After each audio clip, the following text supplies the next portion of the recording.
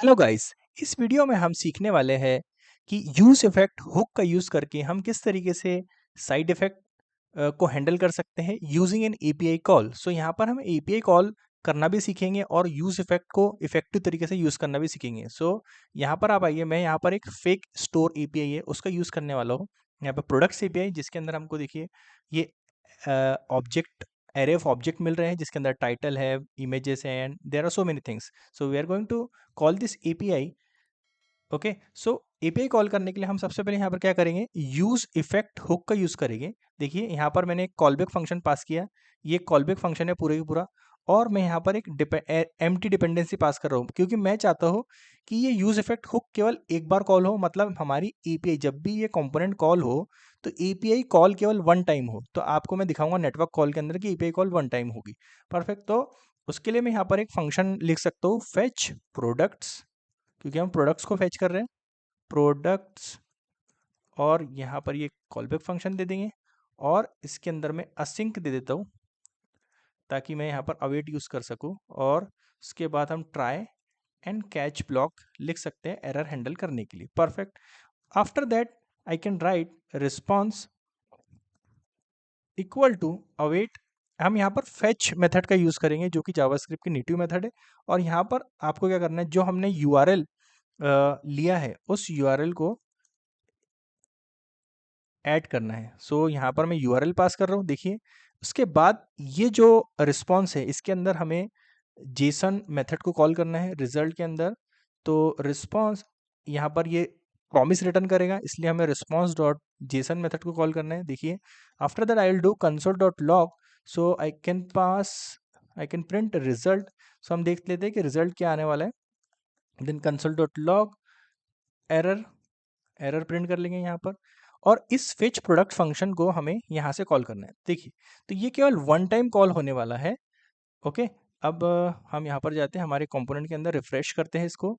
अगर मैं network tab पर जाऊँ तो यहाँ पर आप देखेंगे, देखिए ये कॉल हुआ है। ओके, और हम कॉल होने के बाद हमारे पास डेटा इस फॉर्मेट में आ रहा है। तो डेटा के अंदर क्या क्या चीज़ें हैं, कैटेगरी है, डिस्क्रिप्शन है, आईडी है, इमेज है, प्राइस एंड टाइटल। तो हम यहाँ पर क्या चाहते हैं कि टाइटल एंड इमेज इसको हम प्रिंट करें।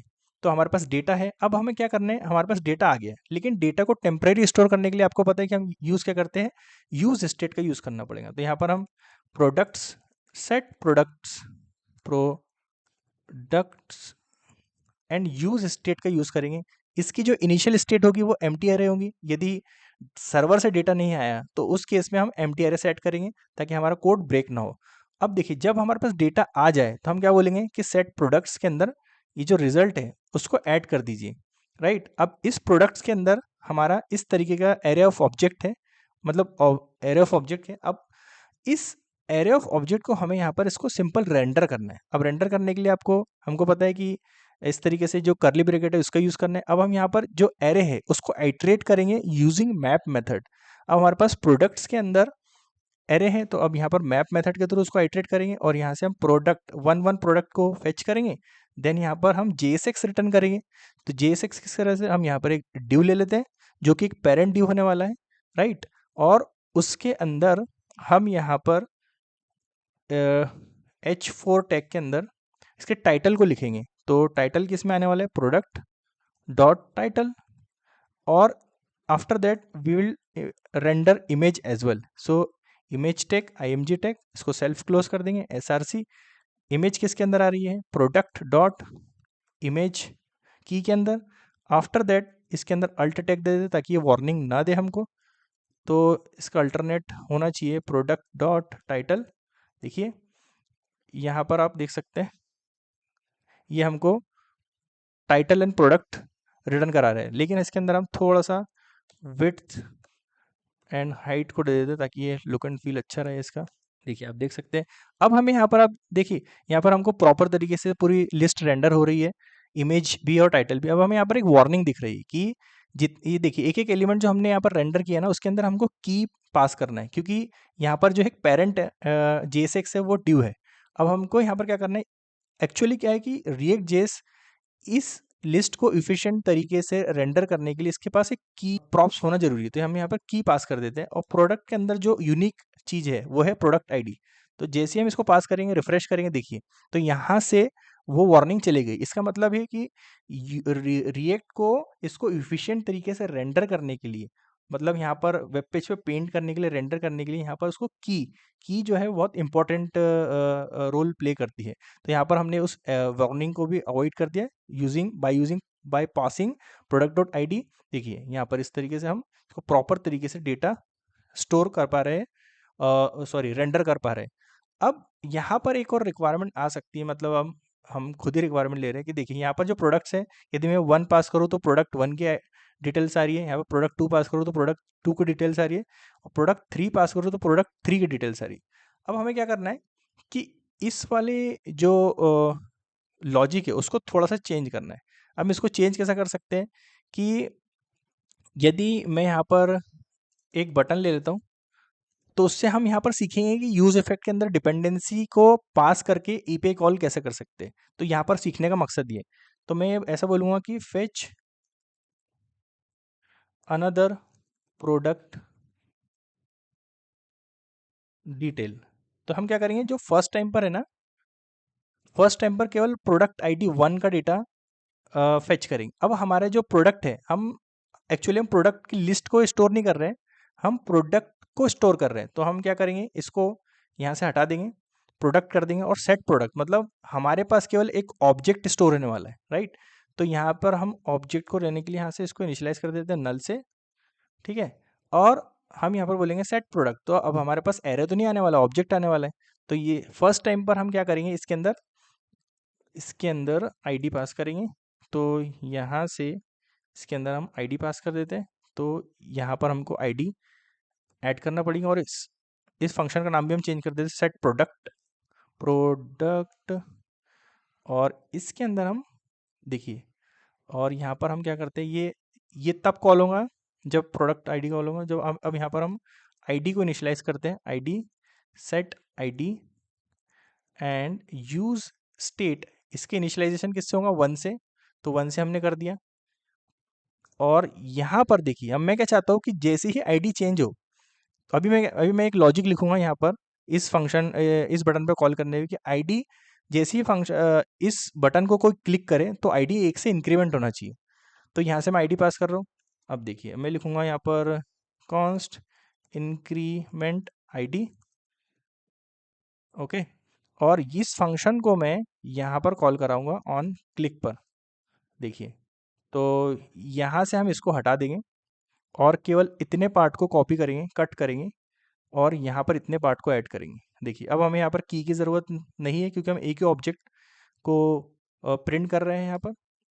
अब देखिए मैं जैसे ही, अभी हमारा देख सकते हैं यहाँ पर अभी हमको एरर आ रही है, क्योंकि यहाँ से अभी क्या हो रहा है कि जब तक हमें यहाँ पर कंडीशन को रेंडर करना पड़ेगा, जो कंडीशनल रेंडरिंग, कि प्रोडक्ट अगर नल हो तो ना दिखे हमको यहाँ पर, तो हम यहाँ पर उसको कंडीशनल रेंडर कर सकते हैं। जब प्रोडक्ट हो, प्रोडक्ट के अंदर वैलिड ऑब्जेक्ट हो, तभी ये दिखे।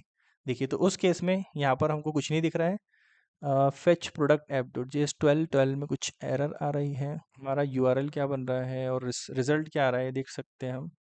Jason input console dot log response, response तो आ रहा है हमारे पास। Okay, I think I got the error, because हम यहाँ पर प्रोडक्ट्स जो है प्रॉपर, मतलब जो आईडी है वो प्रॉपर तरीके से पास नहीं कर रहे हैं, इसलिए हमारे एपीआई में रिस्पॉन्स में प्रॉब्लम आ रही है। देखिए, ओके, हम यहाँ पर ऑब्जेक्ट की तरह पास कर दे रहे हैं, जबकि हमको ऑब्जेक्ट पास नहीं करना है। तो सिंपल अपेंड करना है आईडी को, रिफ्रेश करना है। देखिए रिफ्रेश करूँगा जैसे ही अनडिफाइन जा रहा है, क्योंकि यहाँ से आईडी हम पास नहीं कर रहे हैं। यहाँ से देखिए आईडी पास नहीं कर रहे, तो आईडी पास नहीं करेंगे तो अनडिफाइन ही जाएगा।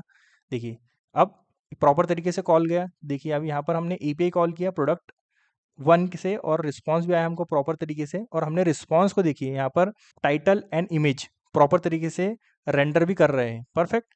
अब हमें क्या करना है, सिंपल ये जो आप देखना है यहाँ पर, अब एपीआई कॉल देखना है। जैसे मैं फेच अनदर प्रोडक्ट पे क्लिक करूँगा तो इंक्रीमेंट होना चाहिए 2 से, ओके नहीं हुआ क्योंकि हमने लॉजिक ही नहीं लिखा अभी।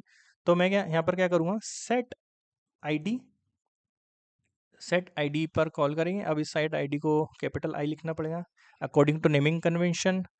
सो सेट आईडी, और जो प्रीवियस आईडी थी इसकी उसमें आपको आईडी में 1 से इंक्रीमेंट करना है। तो रिफ्रेश कर दूंगा। अब देखिए फर्स्ट टाइम पर प्रोडक्ट आईडी 1 कॉल हुई और इसने रिस्पॉन्स लेके आया और हमको डेटा प्रॉपर तरीके से दिख रहा है। इसको मैं यहाँ से डिलीट कर देता हूँ। यहाँ पर मैं फिर से कॉल कर रहा हूँ fetch another product. So I should get see amazing, I am calling another API with product ID 2 and I am getting the different result. अब यदि मैं फिर से इस पर क्लिक करूँ, देखिए तो product ID 3 I am getting different result. Like this I can do multiple time and you will get the different product by using N API call.